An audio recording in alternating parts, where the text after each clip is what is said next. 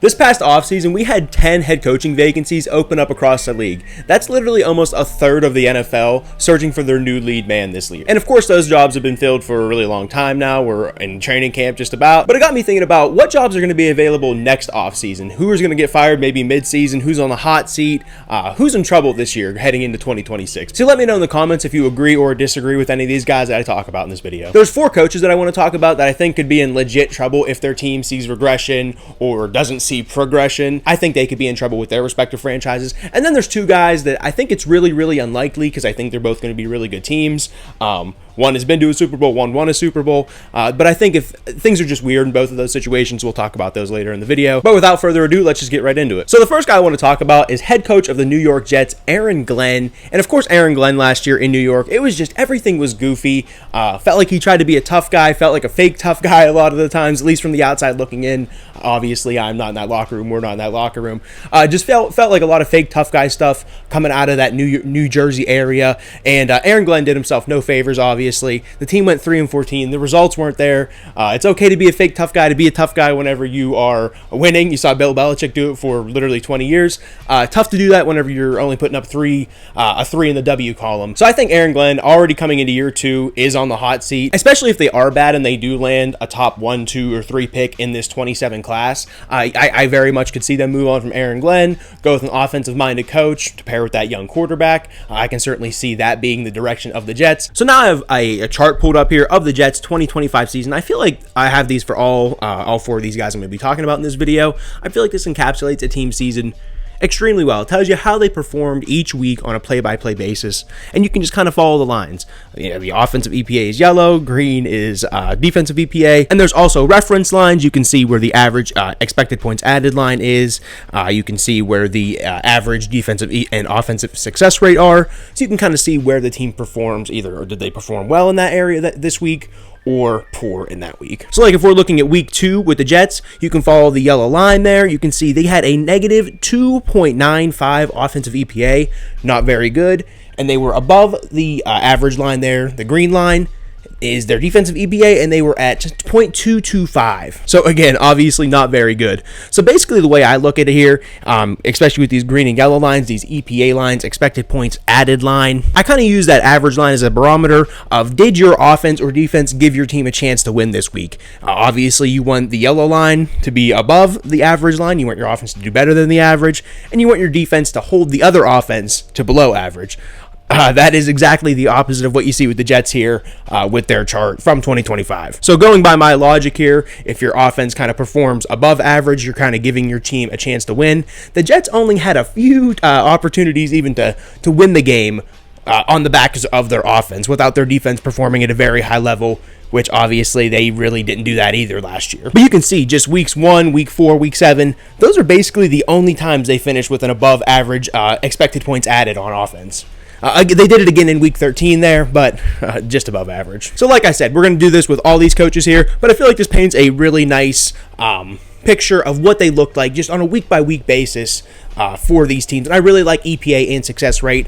I feel like those are 2 of the best stats that we can go to, advanced stats, whatever you want to call them, analytics. I feel like these are 2 of the best that we can go to, and they put, like I said, they paint your football team on a play-by-play basis in a really good way. So every time in week 8, whenever they snapped the ball on offense, they were expected to add 0.32 points to their score, basically. And on defense, every time they snapped the ball and they were on defense, the defense allowed 0.246 points expected per play. So obviously not a great year for the Jets, and you can see why Aaron Glenn might be in some deep trouble going into year 2 if he produces another season looking like this in 2026. The next head coach I want to talk about here is head coach of the Washington Commanders, Dan Quinn. I think he could be in some deep trouble after a 12-5 year in 2024. He went 5-12 last year. Of course, his quarterback was hurt. Jayden Daniels was hurt a lot of that season last year in 2025, but certainly you need a big year in 2026 to kind of prove that he can right the course and put this team on the right track again. And I just think it's going to be difficult.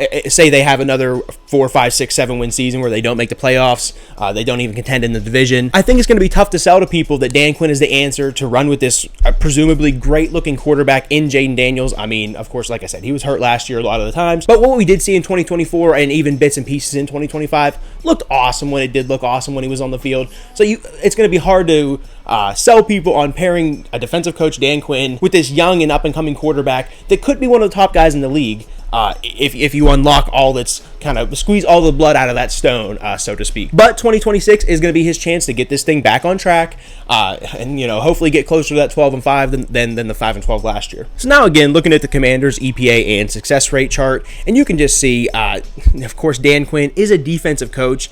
The defense did not perform well last season. You can see a lot of this. The green line is above that average EPA per game there across the league. A lot of that green line is above that. Not what you want to see. You see week 5, week 1 was a nice game there as well, and then of course week 18 to end the season. Week 11 they do just dip right below the average. Still not, not what you want to see in an overall picture there from the defense. And actually, if you check out week 9 and week 10, their defensive EPA allowed is pretty close to what their own offensive success rate was those weeks. So that's really not what you want to see. You don't want to be successful on offense as much as your defense is allowing per point, on an average per point basis per drive there. So not great, of course, in that department on the defense side of the ball. Of course, the offense didn't help themselves either. You can just see the downswing there from week 5, basically all the way to week 9 or week 10 even. You see a little bit of an uptick in week 10, but still below average offensive performance that week in terms of EPA, of course. But overall, just not a great look here from Dan Quinn, being a defensive guy. Got to get this thing right. Of course, they did make some huge changes, basically overhauled the defense this season. So the changes have been made. You have the quarterback, the pieces are there for Dan Quinn to turn this thing around. And I think he can do it. But I do think if this thing does go south, maybe even go south early, he could be one of those first guys that you hear talking, kind of popping up on the hot seat conversations, I guess. And I have 2 guys here at the end. They may be controversial. I'm not sure exactly. But the third guy I'm talking about in this video is going to be Shane Steichen, head coach of the Indianapolis Colts. Shane Steichen, he's been I think he's a really good coach personally. Just in a vacuum, I think Shane Steichen's a very good head coach. But overall, his record in Indy has been 8-9, 9-8, and 9-8 the past 3 seasons. His only 3 seasons, obviously, in Indy. But just a middling team, can't quite get over the hump. You saw it early with Daniel Jones. We'll look at their EPA and success rate chart here in a little bit.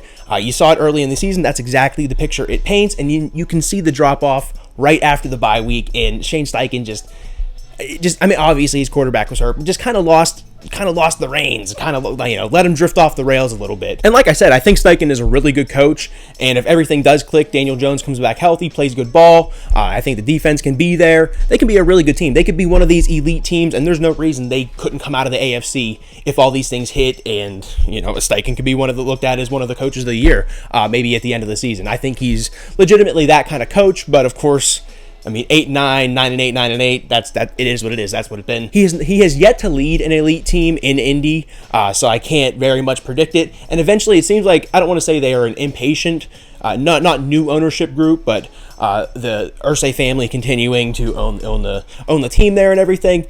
Seems like they want to win now. They want to do things the right way, and it feels like ownership knows that they have a good football team. They have good football players in place, and there's no reason that they shouldn't be one of the contenders in the AFC. So I do think that kind of puts Steichen on the hot seat coming into 2026 if he can't live up to expectations or maybe even exceed the expectations of winning 9 or 8 games every single year, exceeding those. I could see Indy moving on, but I do think 2026 has the potential for him to get it back on the rails and really make a deep run at it. So we'll certainly see how that goes, but let's take a look at their 2025 season. So, we can pretty much keep this one short and sweet on the Colts. You can very much see exactly what happened.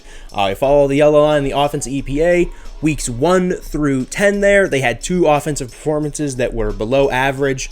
Not too bad. 8 out of 10 performances where you have a very nice offense. Some of those weeks were elite offenses. And then you can see after the bye week, week 11, completely falls off the face of the earth. They don't even give themselves a chance to win down the stretch. You can see all 7 of those games, their offense really didn't even give them a shot to win the game. Of course, that is without your preferred quarterback, Daniel Jones. So assuming Daniel Jones comes back healthy this year, we'll see, of course, on that. But assuming Daniel Jones is healthy, it needs to look more like the first half of last season than the last half for certain, in terms of at least an EPA and success rate performance. And, of course, in the wins and losses as well. They flat out, they just need to win the games.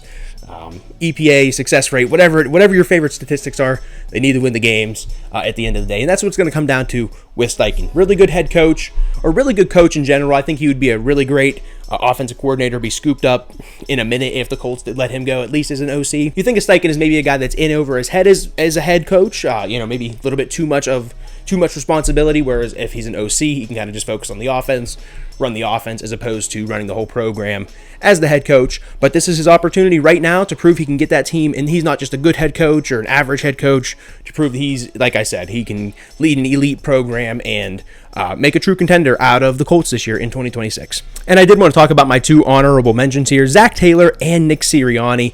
And I said that they were both in very weird situations. Joe Burrow has voiced frustrations with the organization, with how things are going. They need to win, talking about not having fun playing football. We've heard all the things that Joe Burrow has said over the last whatever it's been, 6 months, year and a half, however long it's been.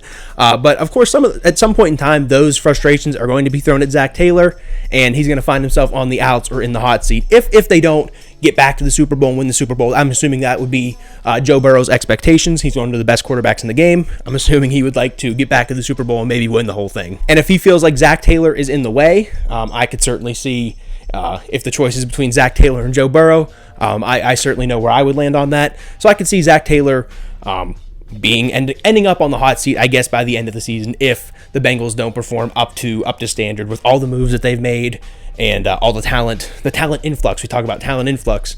There was certainly that in Cincy this offseason. And then Nick Sirianni, obviously, Philly, like I said, another just a weird situation. They win. They've been to Super Bowls. They've won Super Bowls. But at the same time, you saw with A.J. Brown, it just feels like nobody likes each other. And I'm not really sure that I understand that. I understand you don't like your coworkers and whatnot, but to feel like everybody is just at odds with each other at all times. And of course, Sirianni is his own enigma of a person, his own personality for certain. But like I said, they've been to Super Bowls. They've been to 2 Super Bowls. They've won one of them. He's a Super Bowl champion head coach. So it's just a very odd situation. It feels odd talking about, like I said, a Super Bowl winning head coach in this way. But we've seen the Eagles do this before. They moved on from Doug Peterson, moved on from Andy Reid. Obviously, Andy Reid didn't win a Super Bowl there. He was there a really long time. But they did eventually move on from Andy Reid without giving him the keys to the future and whatnot. And of course, I think the most parallel situation would be Doug Peterson, Super Bowl winning head coach for the Eagles, goes south pretty quick over the next couple years after winning the Super Bowl, and then he ends up without a job. So maybe you could see the parallels between him and Sirianni. But like I said, he's had a ton of success. Whether you like the guy or don't like the guy, he has certainly had the success in the league to prove that he can do it. But he is a coordinator-dependent guy. He needs an OC and a DC. He doesn't call plays. So it just feels like a weird situation with Sirianni.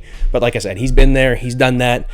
So you could certainly see Philly giving him the benefit of the doubt as well in the situation that 2026 isn't the season that they expect. And of course, this video isn't just me saying, here's 6 teams, here's 4 teams, and these 2 teams that might be bad this year, and they might fire their coach, or I think that these teams are going to be bad. This is just me saying my sights are on these particular teams.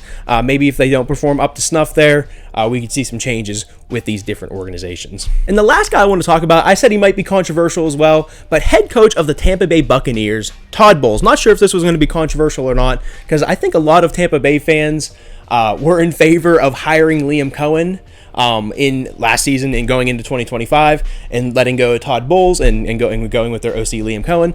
But they did not do that. Todd Bowles has been there since 2022, where they go 8-9, 9-8, 10-7 in 2024. They win 10 games. That was a nice season. And then, of course, they regress a little bit last year, only winning 8 games, going 8-9, and losing out on the division title to the Carolina Panthers. So not a great year, not a great end of the year in Tampa Bay. And I have personally, I think of, not necessarily, obviously I don't know Todd Bowles, but I think of him as a very even keel guy, sort of a traditional guy, but I have never seen him.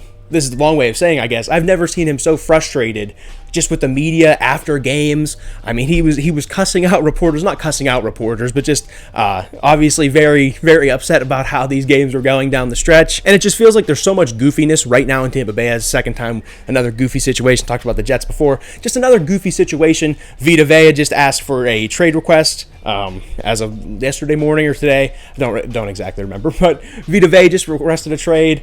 Mike Evans leaves in free agency. Felt like that was a guy that was one of their Mount Rushmore guys, would be a Tampa Bay Buck for life kind of guy.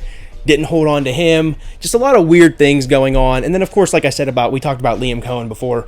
You'll have to let me know if you are a Bucs fan. But I think there was a fairly large contingency of Buccaneers fans that wanted to fire Todd Bowles and promote Liam Cohen to head coach. Obviously, they had the OC search after Liam Cohen did not go well last year. We'll see how it goes this year with Zach Robinson, I believe. We'll see how that goes. We'll see how that goes. And of course, they're trying to negotiate a contract with their quarterback, Baker Mayfield. According to Baker Mayfield himself, they are not even close on a deal. So not great there. Just a lot of goofiness going on in Tampa Bay overall. So this is certainly Todd Bowles. I don't know if I want to say make or break moment, but it feels like maybe a make or break moment to either put this thing back on track or this is going to be it for your time in Tampa. But I do think Todd Bowles has done very much a commendable job with this Tampa Bay team, just keeping them together after the Tom Brady years, after the Bruce Arians years where they win the Super Bowl. They're a really good team, right? They have this huge influx of talent and everything like that with Brady and Gronk and whatnot coming in, win the Super Bowl. He does a great job keeping the program together in 22, in 23, winning 10 games in 2024. So I certainly think he's a good coach, great defensive coordinator, bare minimum. I think he would be scooped up in a minute. There would love to be a team out there. He'd be a guy that probably wouldn't get another head coaching job. I can think of a handful of teams at least that would love to just bring in a defensive guy that they know can run the defensive side of the ball. But Todd Bowles, long way of saying, very good coach. We'll see if he can get it back together in 2026 in Tampa. But I do want to look at their 2025 season and just see what they're building off of. And now looking at the 2025 chart for Tampa Bay here, and obviously I'm not focusing on success rate too much because it's kind of, I don't want to say it's boring, but I do think it's important for context as well. Just kind of seeing, okay, because if maybe they let a low success rate up, you're looking at defensive success rate, the red line there, and you notice one week that they had a super low defensive success rate, but a very high, they allowed a very high EPA per play. What could have happened there? They stopped them a lot of times. The offense wasn't successful. Our defensive success rate was really low, but we allowed a higher EPA than you would have thought. Well, that means you probably allowed a lot of big plays that game. And it just kind of paints a more full picture instead of just looking at EPA, offensive, defensively. It gives you a more full picture, in my opinion. But you can just see the roller coaster ride that they were on. Starting off nice in week 1, week 2, kind of dipping into the week 3 and week 4, the highs of week 5 and week 6, dipping down week 7 and week 8, and just riding a roller coaster in Tampa Bay. And it really felt like that. I mean, certainly from the outside looking in. So I guess my point is here, and I think what this chart is trying to illustrate as well, is that Tampa Bay wasn't necessarily a bad team last year, but they were an inconsistent team. Of course, Baker did play through injuries as well. But, I mean, we talked about it on every single team. Every single team's banged up. Every single team has injuries. So it's unfortunate, but it's part of the game. And you can just see the roller coaster. So I think an inconsistent team, not necessarily a bad team, but if they're inconsistent again, I can see Todd Bowles being without a job in Tampa Bay come the 2027 season. So those are the 4 head coaches that I think are on the hot seat heading into next season, and they have a ton to prove if they want to find themselves off of that hot seat. And obviously, like I said, this isn't a video of predicting who's going to get fired or who's going to get fired first or who we're going to talk about getting fired or whatever the case may be. If these teams do have bad seasons, if the Jets have another bad season, I could see them moving on from Aaron Glenn. If they have a good season, no, they're probably going to keep Aaron Glenn. They're going to roll with the program. Same thing in Tampa Bay. If Tampa Bay puts it back on track, they win 11, 12 games, they win the division, Todd Bowles is probably not going to get fired. So yeah, obviously, but I'm just saying that if these teams do underperform, this would be where to look for the next head coaching firing. But I do appreciate you watching the video. Let me know what you agreed or disagreed with in the comment section below. I'll certainly see them all there, and thank you for watching.